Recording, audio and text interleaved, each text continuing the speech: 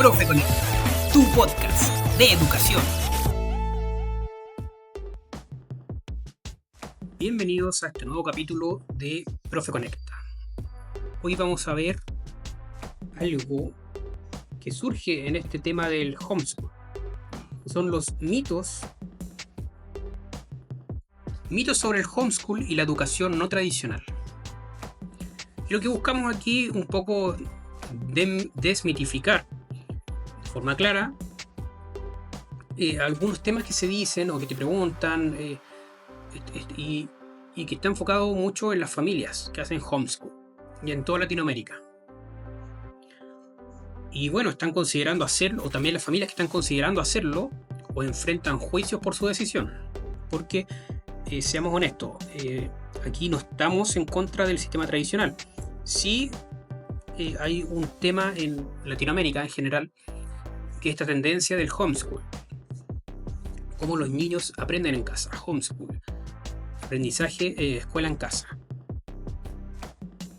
Entonces, cuando tú le dices a alguien que tus hijos estudian en la casa, hay varias reacciones que suelen ser, algunas curiosas, incrédulas, te hacen preguntas, a veces algunas como un poquito más ofensivas. Por ejemplo, ¿no se atrasan los niños? ¿Y los amigos qué? ¿Es legal el homeschool? Hoy vamos a hablar de los mitos más comunes sobre el homeschool y esta forma de educación no tradicional, porque muchas veces lo que hay detrás cuando te hacen esas preguntas es desinformación. Entonces, mito número 1. ¿Los niños que estudian en casa no sociabilizan? Ahora, ¿cuál es la respuesta? Cuando tú haces homeschool, los niños están en la casa. Una crítica que se hace también a cuando los niños estudian en la casa es que no tienen instancia de sociabilización, de salir a compartir con otros niños, a jugar, a desarrollar diferentes temas que se generan en el contacto uno a uno con personas de tu edad. Ahora, ¿por qué es un mito esto? Bueno, se asume que socializar solo ocurre en el aula. Ahora, socializar para un niño es un proceso natural, es un proceso que se da. La realidad es que socializar es interactuar con otros. Esto ocurre en múltiples espacios, no solamente en el aula. Tienes que ser consciente, y aquí te nombro algunos ejemplos, porque cuando tú haces homeschool y trabajas con tus niños en la casa, esto va dirigido a todas las personas de Latinoamérica que están en este proceso, que lo están evaluando. Tú tienes que pasar los contenidos, sí, es cierto. Pero también el padre tiene la libertad de poner a los niños en talleres y actividades que podrían ser extra programáticas, dejando fuera las pruebas que tenga que dar de manera obligatoria. ¿Y qué instancias tiene el niño para sociabilizar? Bueno, tienes talleres particulares, ya sea que lo metas en, por ejemplo, club de ajedrez, club de arte, etcétera, porque tú cuando trabajas el homeschool tú puedes armar tu propio plan de estudios. Cómo tú captas más actividades con el niño. También hay grupos de papás homeschool donde se juntan, existen en diferentes ciudades. Hay actividades deportivas, las actividades deportivas son muy importantes y no solamente se producen en el colegio, de hecho el mayor impacto que tienen los niños son cuando se ponen en escuelas de fútbol, escuelas de deporte y conocen amigos de otras realidades, diferentes edades. Las actividades deportivas desarrollan el liderazgo, el trabajo en equipo, la camaradería entre los niños, y es un ambiente bastante sano, considerando que a veces en la sala de clase, en algunos casos, se genera mucho bullying, se generan instancias que no son gratas para los niños. Lo ideal es que los niños estén con gente donde puedan desarrollar sus habilidades sociales, no donde se vean limitados. Tenemos también los primos, los vecinos, excursiones familiares. Hay una serie de instancias que generan y que hacen que el niño también tenga estas conversaciones interesantes donde pueda pueda desarrollarse en un ambiente grato para poder desarrollar todas estas habilidades sociales. Socializar no es sentarse al lado de alguien, es construir vínculos, aprender a convivir, y eso también pasa fuera de la sala.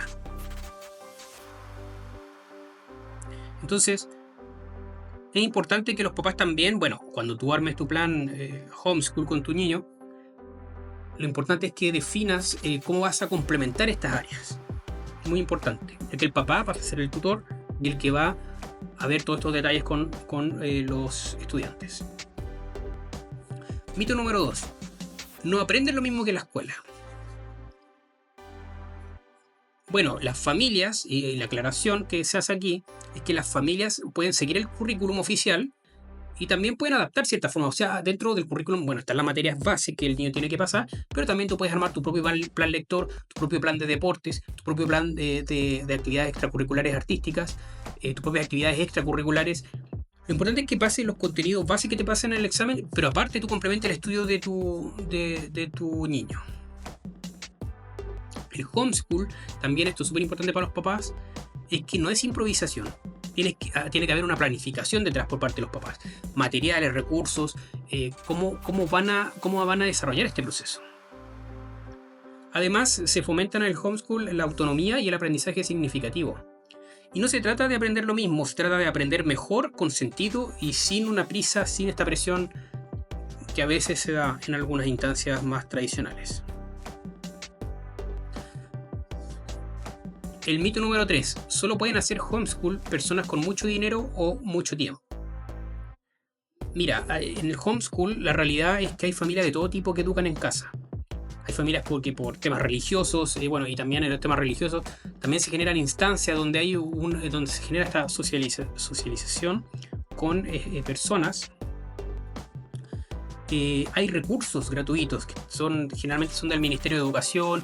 En YouTube, hoy día estamos en la era de la información donde hay mucha información gratuita, plataformas abiertas, bibliotecas virtuales, etc. Muchas madres y padres que trabajan y educan con apoyo de redes y adaptando horarios, obviamente. Homeschool no es un privilegio, es una decisión basada en convicción, esfuerzo y organización, sin desmerecer que necesita esfuerzo y los papás tienen que tomar la responsabilidad cuando tomen esta decisión. Mito número 4. ¿Necesitas ser profesor para enseñar? Bueno, la respuesta: no necesitas saberlo todo, sino también una parte aprender con tu hijo. La verdad es que tú, al tener los contenidos, tú puedes pasar varias materias. Y este es un mito bien importante porque lo más importante es el vínculo, la curiosidad compartida, el acompañamiento. Hay obviamente apoyos externos, guías, libros, academias, clases particulares si se necesita. Tú puedes complementar todo esto. Obviamente tienes los temarios, que lo he dicho muchas veces en muchos videos. Tienes los temarios, tienes que tener los textos que te dé el Ministerio de Educación de tu país.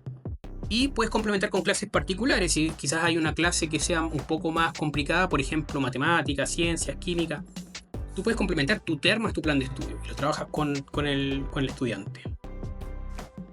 No eres profesor, eres un guía, un tutor. Y nadie conoce mejor, en este caso, a tu hijo que tú. Mito número 5. Esto es un poco más duro, que a veces va a costarles más a los niños tener futuro académico o laboral. Bueno, la verdad es que tú tienes que averiguar siempre primero en el Ministerio de Educación de tu país, a pesar de que la normativa tiende a ser parecida en todos los países, pero al alumno pasar los exámenes correspondientes a lo que le pida el Ministerio de Educación para el homeschool, va a tener una validación formal. Debería poder validar su estudio. Eso es importante que lo chequees. Obviamente uno ve estas cosas con anterioridad, pero cada vez las universidades y empresas valoran mucho más los perfiles autodidactas. Y terminar el colegio desde casa nos cierra puertas. De hecho, abre muchas puertas. Tú generas un plan de estudio mucho mejor. El homeschool y la educación no tradicional no son soluciones mágicas. Eso es súper importante aclararlo. Pero sí pueden ser caminos válidos, valientes y profundamente humanos. Elegir educar de otra forma es un gran acto y también un acto de coraje. Por eso, más que jugar, necesitamos comprender, necesitamos educarnos sobre este tema. Necesitamos avanzar con respecto a todos los parámetros que vamos a necesitar. Entonces, para toda la gente que es de Latinoamérica, es súper importante empezar a hacer difusión de estos mitos que hay.